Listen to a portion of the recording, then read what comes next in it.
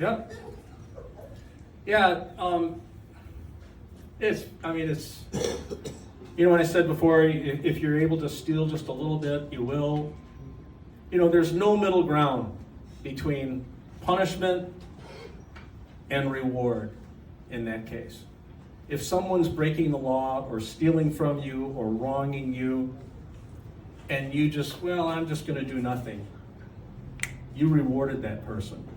And so what do people do? If they gain from stealing and they're rewarded and not punished by it, I'm gonna do it twice next time. And then next week, I'm coming in with both hands. And then next month, I'm hiring my buddy and he's gonna do that. This has been going on for 30, 40, 50 years. It's so entrenched. And then what else does that do? It drives out anyone who would have opposed them. So your example of insurance companies, you've got to get pre-approved for a study or a test that you order. You can't order an MRI and then just have it done. But you can now. There are places in Northeast Wisconsin, I've done it, I've seen it.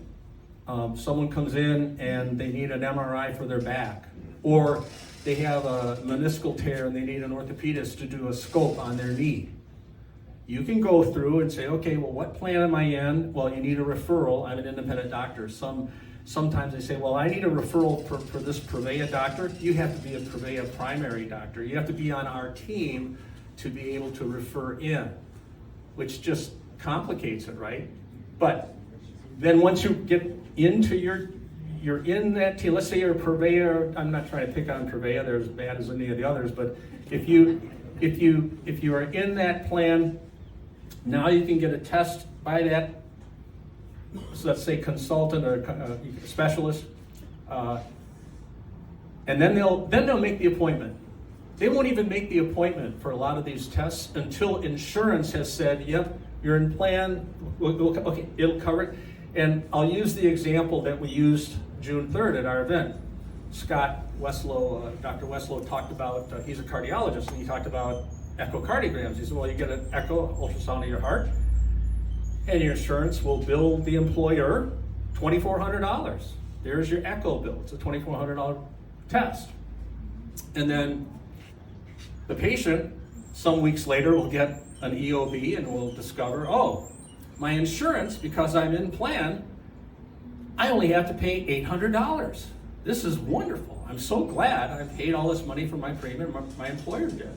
However, for Dr. Weslow, if he thinks you need an echocardiogram, he'll order the echo. He'll say it's $600.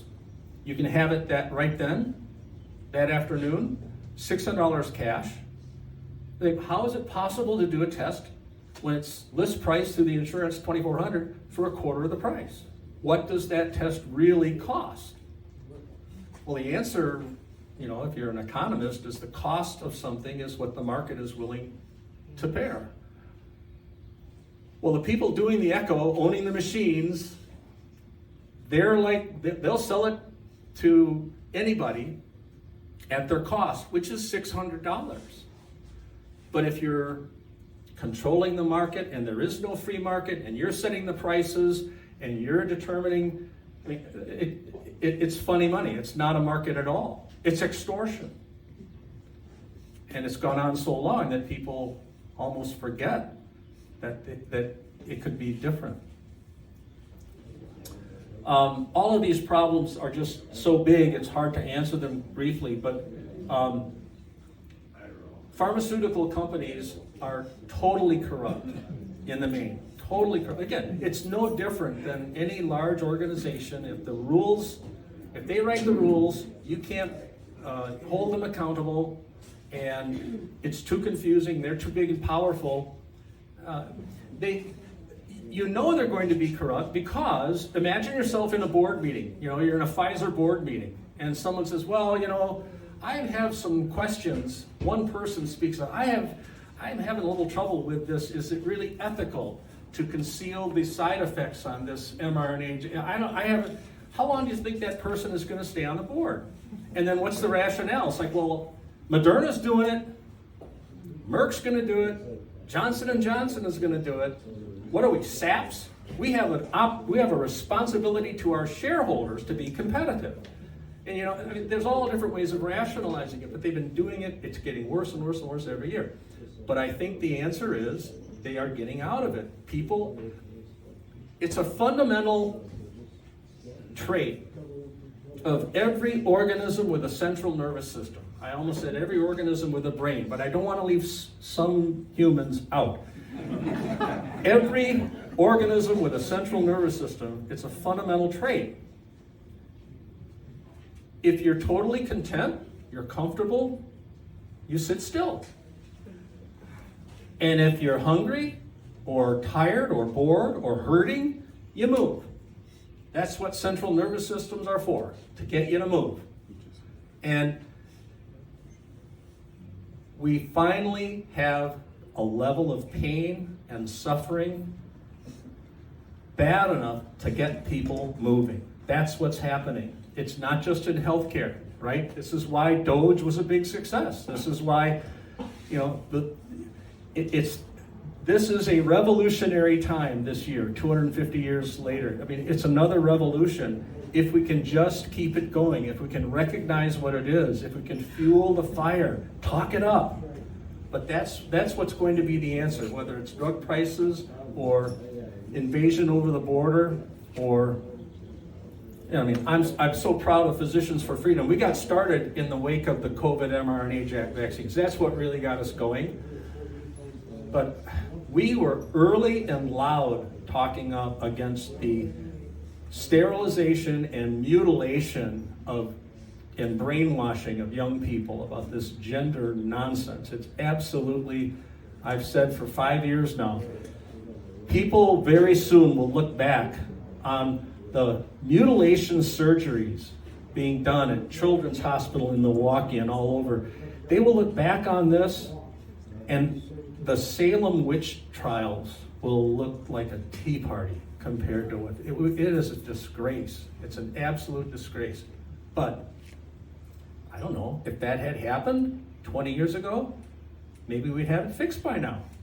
It's so outrageous now, the men and women's sports. I mean, it's just gotten more and more absurd and wrong. And so people are standing up. But for the most part, the United States itself has a very, very short memory. Very short. They don't remember things, and that's the part that scares me. Reagan said, right, you have to fight for freedom every generation. That's right. That's right. But you know, this thought occurred to me a couple years ago. You know what a meme is, right? People know what memes are, but the idea of a meme originated like 50 years ago, 40 years ago. It was an evolutionary biologist came up with the idea, and his idea for Richard Dawkins, he came up with the idea of a meme, which is, you know, a gene is something that it's in your genes, and if it favors you for survival, there'll be more of it to the next generation. He did that with culture, and a meme is an idea. It's just, it's you know, his example was dee-dee-dee-da, you know, Beethoven's Fifth, you know, or a commercial or something. It's like a complex thought in one little idea. Now it's got legs. Now it'll circulate and it'll survive. Okay, if we can make, here's a good example of what became a meme. What was the, slavery was the flaw of our republic when we were formed. Couldn't get rid of it, had to compromise. But 250 years later, it's a meme that slavery is wrong. Slavery is evil. Everybody just knows it. When was the last time you heard someone casually, you know, in a restaurant or something, yeah, I got a new slave yesterday. She's working out great, you know. It's absurd because it became enough of a concise, definite idea that we all get it. We can talk about it. Oh, I get it. It's wrong. Slave, evil. Slavery, evil. If we can do that with collectivism, all corporate, collective, communism, social, neo-Marx, all that. If we can teach our young people that all of that collectivism is bad, left, woke, collective, bad, and just have that become accepted, We may not have to teach it every generation. Maybe it will be easier, but it's a hard slog.